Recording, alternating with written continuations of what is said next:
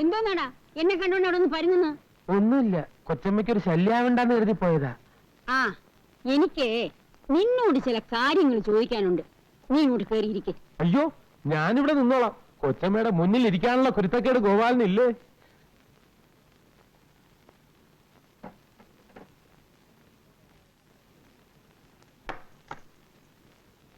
കുട്ടൻ എങ്ങനെയാടാ അവിടെ? എങ്ങനെയെന്ന് ചോദിച്ചാ? ആ, സമയത്തിന് ആഹാരം കഴിക്കുന്നുണ്ടോ? വേണ്ടാത്ത കൂട്ടുകെട്ടുകളോ ദുസ്വഭാവം വല്ലതും ഉണ്ടോ? അയ്യോ, അങ്ങനെ എന്തെങ്കിലും ഉണ്ടെങ്കിൽ ഗോപാലിന് ആ നിമിഷം ഇവിടെ അറിയിക്കില്ലേ? ആ, ചിലര് പറയണത് കേൾക്കുമ്പോ സത്യം പറഞ്ഞാ എനിക്ക് രോമാഞ്ചം ഉണ്ടാകാറുണ്ട്. സാറിന് ഇത്രയും നല്ല സ്വഭാവവും പെരുമാറ്റവും ഒക്കെ കിട്ടിയത് സാറിന്റെ അമ്മയുടെ മിടുക്കൊണ്ടാന്ന ആളുകൾ പറയണത്. അവനെ ഞാൻ വരച്ച വരയിൽ നിർത്തി വളർത്തിയതാ. ഗോപാലിനറിയോ, 5 വയസ്സിൽ അവന്റെ അച്ഛൻ മരിച്ചതാ. അമ്മയും അച്ഛനുമായിട്ട് ഞാനേ ഉണ്ടായിരുന്നുള്ളൂ. ഇന്ന് വരെ എന്റെ ഒരു വാക്ക് അവൻ മറികടന്നിട്ടില്ല. എന്നാലും നിന്റെ ഒരു കണ്ണ് എപ്പോഴും അവന്റെ അടുത്ത് വേണം. ആ, എപ്പോഴാ ദുർബുദ്ധി തോന്നുന്നെന്ന് അറിഞ്ഞൂടാ. നീ എപ്പോഴും പിന്നിൽ വേണം. അയ്യോ, എല്ലാ കാര്യത്തിനും ഞാൻ പിന്നിലുണ്ട്. വീട്ടിൽ വരാൻ സമയമില്ലാണ്ട് എന്താടാ കുട്ടൻ ഇത്ര വലിയ ജോലി അവിടെ? ഈ തേയില നുള്ളുന്നതും ചായപ്പൊടി ഉണ്ടാക്കുന്നതും ഒക്കെ അവൻ തന്നെയാ. അത് പിന്നെ നമ്മുടെ കണ്ണ് തെറ്റിയ ഒരു കാര്യവും ശരിയാവില്ല. എപ്പോഴും കൂടെ നിൽക്കണം. അതാണ് എസ്റ്റേറ്റ് ബിസിനസ്. എന്റെ കൊച്ചമ്മ, സത്യം പറയാലോ, സാറ് ജോലി ചെയ്യുന്ന കണ്ടാ കഷ്ടം തോന്നും. പാവം, കാലത്ത് 6 മണിക്ക് ഓരോന്നുമായിട്ട് ഇറങ്ങിക്കഴിഞ്ഞാൽ രാത്രി 8 മണിക്ക് ക്ഷീണിച്ച് അവസനായിട്ടാ വരുന്നത്. അതുവരെ എസ്റ്റേറ്റും ഓഫീസും ജോലിക്കാരുമായിട്ടുള്ള മൽപ്പിടുത്തവും. ഇങ്ങനെ കഷ്ടപ്പെടേണ്ട വല്ല കാര്യമുണ്ടോ അവന്? ഇക്കണ്ട സ്വത്ത് മുഴുവൻ ഇവിടെ കിടക്കുമ്പോ അന്യനാട്ടിൽ ചെന്ന് ചായത്തോട്ടം വാങ്ങിക്കാൻ ഞാൻ പറഞ്ഞു, അല്ലെങ്കിൽ സീത പറഞ്ഞു? ആരും പറഞ്ഞിട്ടില്ലല്ലോ. സമ്പാദിച്ചു കൂട്ടാൻ മക്കളില്ല, പിന്നെ ആർക്ക് വേണ്ടി? എനിക്ക് വേണ്ടിയോ? സീതയ്ക്ക് വേണ്ടിയോ? അവളുടെ കാര്യമാണെങ്കിൽ അതിലേറെ കഷ്ടം. പൂജയും വഴിപാടും വ്രതമായിട്ട് അതെങ്ങനെ? ആര് ചെയ്ത പാവോ എന്തോ. ഒരു തലമുറ ഇതോടെ അന്യം നിന്ന് പോവുമല്ലോ എന്റെ ഈശ്വരാ. ആരുടെ കാര്യം അമ്മ പറയുന്നേ? നിന്റെ കാര്യം തന്നെ. എടാ, 10-42 വയസ്സായി.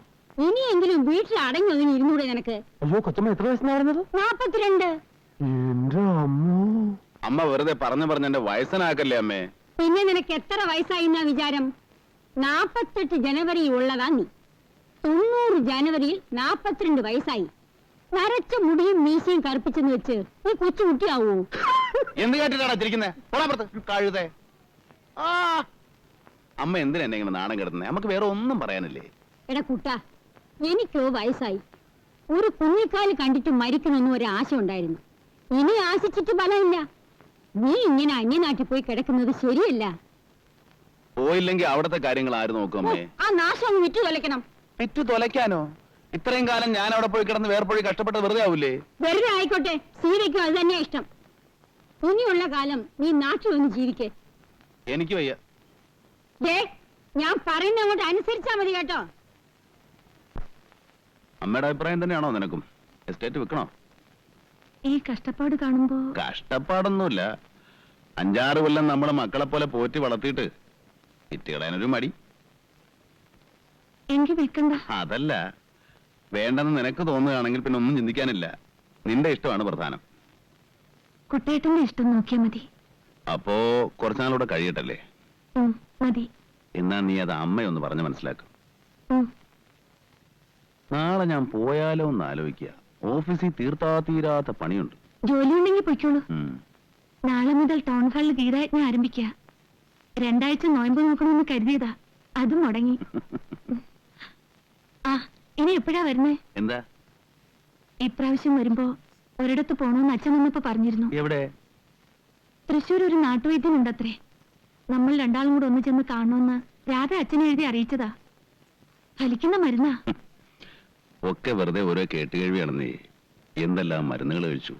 നമുക്ക് യോഗമില്ല.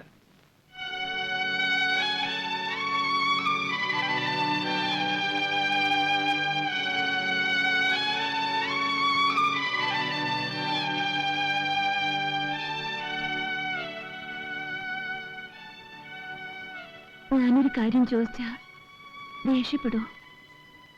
പറയ്.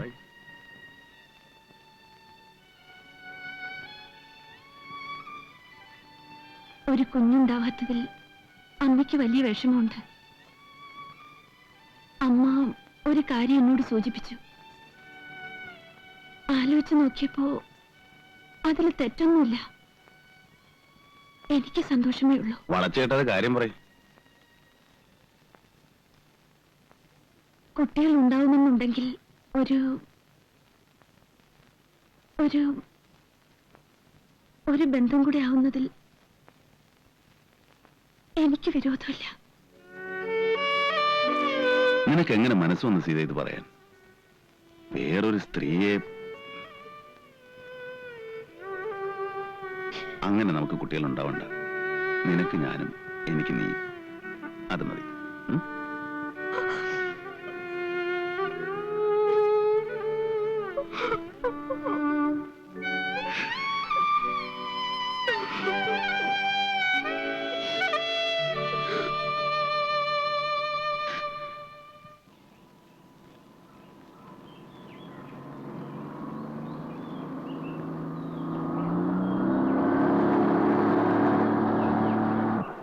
ഈ അടുത്ത് കാണുന്ന പോലെയല്ലേ?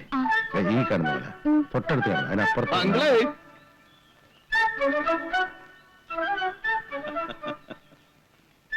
എന്താ ഇവിടെ എങ്ങനെയാ? നല്ല തണുപ്പുണ്ടോ? ചൂടാ? ഇയാൾ എല്ലായിടത്തും ഉണ്ടല്ലോ. ഹ, സ്നേഹത്തോടെ ഒരു കാര്യം ചോദിക്കുമ്പോ അങ്കിൾ എന്തിനാ കിടന്ന് ചൂടാവുന്നേ? ഞാൻ കുറെ ദിവസമായിട്ട് നാട്ടിലായിരുന്നു, അതുകൊണ്ടല്ലേ ചോദിച്ചത് തണുപ്പാണോ എന്ന്. ചേട്ടാ, ഇത് വലിയ ശല്യമായല്ലോ. തനിക്ക് വേറെ ഒരു ജോലിയില്ലേ? നമ്മുടെ ഒരു പ്രധാന ജോലി ഇതാണ്. ഇതാരാ പുതിയ കക്ഷി? ഏതായാലും മോളല്ല. അമ്മായിയമ്മ ആരുടെ? തന്റെ. ആ, അത് ശരി. ആളാരാണെന്ന് അറിഞ്ഞാ മതി. എന്റെ അമ്മായിമ്മ ഇത്രയും ചെറുപ്പമല്ല. പോട്ടെ, കാണാം. ഉം? എന്താ അങ്ങോട്ട് വിളിക്കുന്നത്? ഓ കയറ്, താരാ കയറ്, ഓ.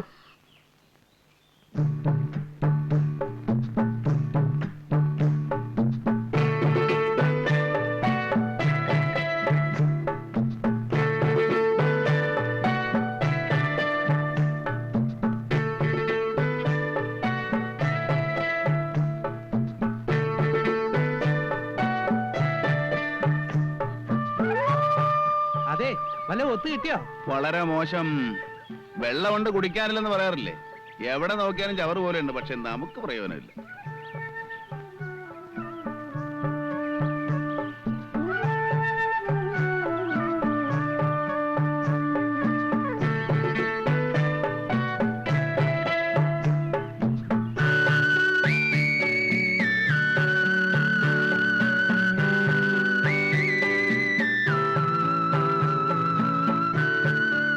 എന്തോ തടഞ്ഞ ലക്ഷണം ഉണ്ടല്ലോ. എന്ന് പറയാറായിട്ടില്ല.